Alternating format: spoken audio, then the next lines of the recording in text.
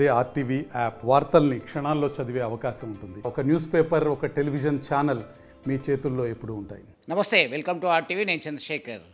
కరీంనగర్, ఆదిలాబాద్, మెదక్, నిజామాబాద్ శాసనమండలి పట్టభద్రుల నియోజకవర్గం నుంచి అధికార కాంగ్రెస్ పార్టీ అభ్యర్థిగా బరిలో దిగారు విద్యావేత్త ఉట్కూరి నరేందర్ రెడ్డి.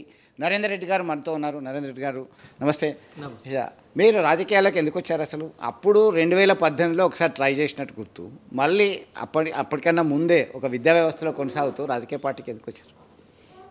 ఆల్మోస్ట్ ఆల్ గత 34 సంవత్సరాల నుంచి మరి విద్యా వ్యవస్థలో చాలా చక్కగా మనం రిజల్ట్ సాధిస్తూ మరి ఉద్యోగులతో మరి నేను మింగిల్ అవుతున్నాను.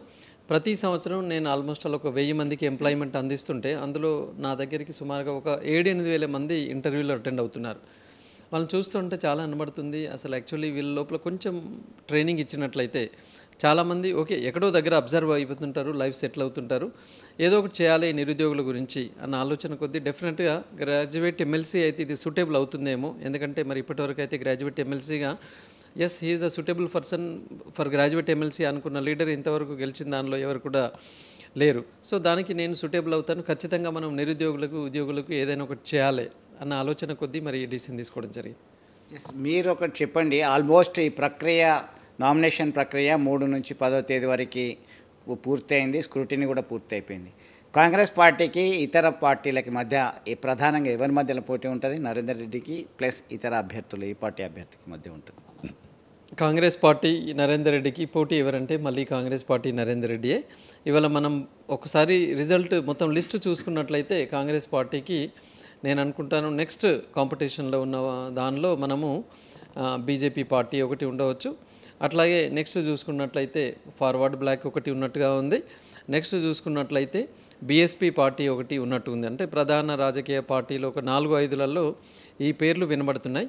But no doubt at all మనం ఫార్వర్డ్ బ్లాక్ కానీ తర్వాత బీఎస్పీ గురించి కానీ పెద్దగా మనం చర్చించాల్సిన అవసరం లేదు. ఎందుకంటే అది అభ్యర్థులు కానివ్వండి, ఆ పార్టీలు కానీ మన తెలంగాణలో ముఖ్యంగా ఈ ఉత్తర తెలంగాణలో వారి యొక్క అది చాలా తక్కువ.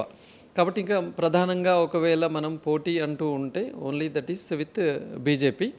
దట్టు మరి ఖచ్చితంగా ఇక్కడ ఉన్న మెజారిటీ ఆఫ్ ద ఓటర్స్ మనం ఎన్రోల్మెంట్ చేసినవి అన్నీ కూడా ముఖ్యంగా కరీంనగర్ జిల్లా, ఆదిలాబాద్, నిజామాబాద్ జిల్లా ఉన్నాయి. కాబట్టి this candidate belongs to Patancheru, ఒక non local candidate most of the ఏరియాకి అవుతుంటాడు. మరి నేను గత 30 ఏళ్ళ నుంచి ఇక్కడే మరి అందరితో మింగిల్ అవుతున్నాను. ఎన్నో సంఘాలతోటి కావచ్చు, వ్యవస్థలతోటి కావచ్చు, తల్లిదండ్రులు మరి ఇక్కడ ఉన్న పలు రకాల సంఘాలతో మంచి సంబంధం నాకుంది. కాబట్టి తప్పకుండా మరి చాలా భారీ ఎడ్జ్లో నేను విన్ అవుతానే ఖచ్చితంగా నాకు నమ్మకం ఉంది. And no doubt at all 3 March రోజు జరిగే రిజల్ట్స్లో మరి భారీ విజయం సాధించి సోనియా గాంధీకి ఒక మంచి గిఫ్ట్ ఇద్దామనే ఆలోచనలో ఉన్నాం. కామన్ మెన్కి కార్పొరేట్ యజమానికి జరుగుతున్నటువంటి పోరు అని చెప్పేసి మీ ప్రత్యర్థులు ప్రచారం చేసుకుంటున్నారు. మీరేమంటారు దీన్ని? దీనిలో కామన్ మెన్ ఎవరు అనేది నేనైతే అనుకోవట్లేదు. ఎందుకంటే ఉన్న దానిలో నిజంగా చెప్పాలంటే నేనే కామన్ మెన్ని. ఎందుకంటే ఒక మారుమూల ప్రాంతం కొడిమ్యాల్ అనే ఒక చిన్న విలేజ్లో నుంచి ఒక రైతు కుటుంబంలో పుట్టిన నేను ఈవెన్ నా డిగ్రీ ఎడ్యుకేషన్ అయ్యేంత వరకు ప్రతి సండే, ప్రతి హాలిడేస్లో కూడా మా తాతగారితోటి అన్ని వ్యవసాయ పనులు చేసిన వాడిని. నేను బావిలో దిగి పుడిక తీసినవాడిని, లేకపోతే ఒక నాగలి గొర్రు కొట్టినవాడిని, కళ్ళం దగ్గర మొత్తం వడ్లు పట్టినవాడిని. తర్వాత ఒక రాటు అంటే ఈవెన్ పూర్వంలో మనం కరెంటు మోటార్స్ లేకముందుకు మనం వ్యవసాయం చూసినట్లయితే రాటు బొక్కెనతో ఉన్నప్పుడు నుంచి కూడా నేను వ్యవసాయం చేసినవాడిని. నిజంగా చెప్పాలంటే ఇలాంటి మనిషిని ఎవరైనా ఎగ్జాంపుల్గా తీసుకోవాలంటే దొరకడు. ఎందుకంటే నార్మల్గా బావిలో నుంచి నార్మల్ దొప్పతోటి ఇద్దరు నీళ్లు పోసిన రోజులు అవి. అంటే అప్పుడు ఈవెన్ డీజిల్ డుగ్డుగ్ జనరేటర్లు కూడా లేని పరిస్థితుల్లో జస్ట్ దొప్పతోటి నీళ్లు పోసి పొలాలు పండించిన రోజుల నుంచి చిన్నప్పటి నుంచి నేను పనిచేస్తున్నాను. ఆ తర్వాత రాటులు వచ్చినాయి, ఆ తర్వాత డుగ్డుగ్ జనరేటర్లు వచ్చినాయి, ఆ తర్వాత కరెంటు మోటార్లు వచ్చినాయి, ఆ తర్వాత బోర్లు వచ్చినాయి. అంటే ఇంతకంటే వ్యవసాయం పండించే దానిలో ఇంకా లేదు లీస్ట్గా. మరి అక్కడ అనాది వ్యవసాయ దాని నుంచి ఇక్కడి వరకు నేను ఉన్నాను. అన్ని రకాల పనులు చేసిన వాడిని. తర్వాత ఈవెన్ నా ఎంఎస్సీ చదివిన తర్వాత కూడా నేను సైకిల్ మీద వెళ్ళి కళాశాలకు ప్రైవేటులో వెళ్ళిన వాడిని, సైకిల్ మీద వెళ్ళి ట్యూషన్ చెప్పిన వాడిని, ఒక సాధారణ కుటుంబంలో ఉన్నవాడిని. ఇంతకంటే కామన్ మెన్ లేడు. దట్టు ఇప్పటికీ కూడా నా యొక్క హావభావాలలో కావచ్చు, నా యొక్క లివింగ్ స్టైల్లో కావచ్చు, ఇట్స్ వెరీ సింపుల్ నా లివింగ్ స్టైల్. ఇవాళ మనం చూసుకున్నట్లయితే మరి 100 కోట్లతోటి ఇవాళ పెట్టుబడులాగా ఒకరు వస్తున్నారు, ఇంకొకతనేమో మరి అటు గవర్నమెంట్ ఉద్యోగానికి రిజైన్ చేసిన అని చెప్పిన గవర్నమెంట్ ఉద్యోగం చేస్తూ గవర్నమెంట్ విద్యార్థులకు అన్యాయం చేస్తూ సైడ్గా మరి పుస్తకాల బిజినెస్ చేయడం, సైడ్గా ట్యుటోరియల్ తోటి బిజినెస్ చేయడం, ఇవాళ 100 కోట్లు సంపాదించి నేను కూడా రాజకీయంలోకి వచ్చి ఇంకా నా పుస్తకాల బిజినెస్ను పెంచుకుందాము అని వస్తున్న మనిషి, ఇంకొకతనైతే ఇక్కడ మరి గతంలో మేయర్గా ఉన్న మనిషి ఉన్నాడు, ఇంకొక మనిషి రకరకాలుగా ఇలా వీళ్ళందరినీ బట్టి చూసుకున్నట్లయితే కామన్ మ్యాన్ ఎవరు అంటే only Narender Reddy is the common man. So ఇక్కడ కామన్ మ్యాన్ కార్పొరేట్ మధ్య జరుగుతున్న దానిలో కామన్ మ్యాన్ ఎవరు, మొత్తం 5-6 కంటెస్టెంట్లో చూస్తే the most simple man, the most dedicated person, the most purest person ఎవరంటే that is only the Narender Reddy. Congress party మీ అభ్యర్థిత్వాన్ని ఖరారు చేయడానికి ప్రధాన కారణం ఏంటంటారు? ఎందుకంటే ఈ ఎమ్మెల్సీ గ్రాడ్యుయేట్ కాన్స్టిట్యుయెన్సీ నుంచి బరిలో దిగడానికి మీ పార్టీలో కూడా పోటీ ఉంది, పోటీ పడ్డారు, అయినా మిమ్మల్ని సెలెక్ట్ చేసి బ్లెస్సింగ్స్ ఇచ్చారు కాంగ్రెస్ పార్టీ అగ్రనేతలు టాప్ టు బాటం. దానికి మీరు ఎట్లా ఫీల్ అవుతున్నారు? ప్రధాన కారణం ఏంటంటారు? ప్రధాన కారణం అంటే నేను చాలా ఎర్లీగా క్యాంపెయినింగ్ మొదలుపెట్టి ఉన్నాను. సుమారుగా ఇప్పటికీ 5 నెలలు అవుతున్నది. ఎందుకంటే పట్టభద్రులను చాలా ఎన్రోల్ చేసి ఉన్నాం. జనరల్లీ వాళ్ళు చూస్తున్నప్పుడు ఏంటంటే ఎవరు ఎక్కువ ఎన్రోల్మెంట్ చేసి ఉన్నారు. తర్వాత పలు సర్వేలు, ఒక సర్వే 2 సర్వేలు కాకుండా పలు సర్వేలు తీసుకున్నారు. మరి 42 అసెంబ్లీ కాన్స్టిట్యూయెన్సీలో ఉన్న కాంగ్రెస్ పార్టీ సీనియర్ రాజకీయ నాయకుల యొక్క అభిప్రాయం కూడా తీసుకోవడం జరిగింది. ముఖ్యంగా ఏంటంటే ఈ 42 అసెంబ్లీ కాన్స్టిట్యూయెన్సీలో సుమారుగా ఆల్మోస్ట్ ఆల్ 25 అసెంబ్లీ కాన్స్టిట్యూయెన్సీలో మా వ్యవస్థలు ఉన్నాయి. అంటే ఒక నెట్వర్క్, ఎంప్లాయీస్ కావచ్చు, పేరెంట్స్ కావచ్చు, ఇలాంటి ఒక నెట్వర్క్ కూడా ఉండి ఉన్నది. తర్వాత గత 30 సంవత్సరాల నుంచి ఈ మ్యాక్సిమం డిస్ట్రిక్ట్స్లో నేను ఇక్కడే ఉండి ఉన్నాను. అంటే నేను ఒక హైదరాబాద్ నుంచి డంప్ అయిన మనిషిని కాదు, లేదా ఒక హైదరాబాద్లో కోచింగ్ సెంటర్ పెడుతున్నామని కాదు. ఓన్లీ ఇక్కడ కరీంనగర్ కేంద్రంగా మా పిల్లలు ఇవాళ ఆదిలాబాద్ కావచ్చు, బోత్ కావచ్చు, లేకపోతే ఇటు నిజామాబాద్, బాన్స్వాడ, బోధన్ కావచ్చు, లేకపోతే ఇటు సిద్దిపేట కావచ్చు, ఈ పలు ఏరియాల నుంచి నాకు గత 20 సంవత్సరాల నుంచి పిల్లలు వచ్చి చదువుకోవడం ఆల్ఫోర్స్తో ఒక మంచి అనుబంధం అనేది ఏర్పడింది. ఇవన్నీ కూడా కాంగ్రెస్ పార్టీ వాళ్ళు పరిగణలోకి తీసుకున్నారు. అండ్ తీసుకొని ఒక రైట్ పర్సన్, దట్టు ఒక ఎడ్యుకేటెడ్ పర్సన్, ఒక కమిటెడ్ పర్సన్, అండ్ దట్టు ఒక నిబద్ధతతో కలిగిన పర్సన్, అంటే జీవితంలో ఒక మరి చీమకు కూడా హాని చేయకుండా, అబద్ధాలు అనేది లేకుండా, మోసం లేకుండా నిక్కచ్చిగా వెళ్తున్నవాడు. కాబట్టి ఇవన్నీ పరిగణలోకి తీసుకొని కాంగ్రెస్ పార్టీ మరి నాకు వారు బీఫామ్ను అందించడం జరిగింది. ఈ సందర్భంగా కాంగ్రెస్ ఢిల్లీ పెద్దలకి మరి రాష్ట్ర పెద్దలకి ధన్యవాదాలు తెలియజేస్తున్నాను. జీవన్ రెడ్డి గారు మీకన్నా ముందు, అంటే ఇప్పుడు కూడా ఎమ్మెల్సీగా కొనసాగుతున్నారు, ఆయన స్థానంలో మీరు వస్తున్నారు ఒక రకంగా చెప్పాలంటే. వారి సహకారం కానీ, వారికి సంబంధించినటువంటి అనుచరులు కానీ ఇతర కాంగ్రెస్ నుంచి మీకు అవుట్రైట్ సపోర్ట్ చేస్తున్నారా? ఇప్పుడు కాంగ్రెస్ పార్టీ అనేది అతిపెద్ద జాతీయ పార్టీ, ఎక్కువ ఫ్రీడమ్ ఉన్న పార్టీ. బట్ ఈవెందో ఎందుకంటే నేను ఆల్మోస్ట్ ఆల్ గతంలోనే అందరికీ సుపరిచితుని, నేను కొత్తగా ఇప్పుడు ఇంట్రడ్యూస్ చేసుకోవాల్సిన అవసరం లేకుండా, దట్టు 2018లోనే మరి నేను రాహుల్ గాంధీ గారి సమక్షంలో కాంగ్రెస్ పార్టీలో చేరి ఉన్నాను. 2018లో రాష్ట్రంలో కాంగ్రెస్ పార్టీ అధికారంలోకి రావడానికి KG2P విద్యా సంస్థల కో కన్వీనర్గా నేను రాష్ట్రం అంతటా కూడా అన్ని జిల్లాల్లో కూడా మరి కాంగ్రెస్ పార్టీకి ప్రచారం చేసి ఉన్నాం. దురదృష్టం అప్పుడు కాంగ్రెస్ పార్టీ అధికారంలోకి రాలేకపోయింది.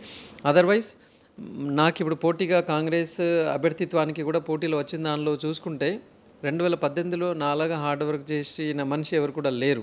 కాబట్టి ఇవన్నీ కూడా పరిగణలోకి తీసుకున్నారు. ఇప్పుడైతే నాకు జీవన్ రెడ్డి గారి నుంచి కానివ్వండి, ఇంకా ఎక్కడి నుంచి కానీ ఎలాంటివి లేవు. అంతా ఒక తాటి మీద వెళ్తున్నాం. ఖచ్చితంగా అందరూ కూడా ఖచ్చితంగా దీన్ని గెలిపించాలి అన్న ఒక కసిగా వర్క్ చేస్తున్నారు.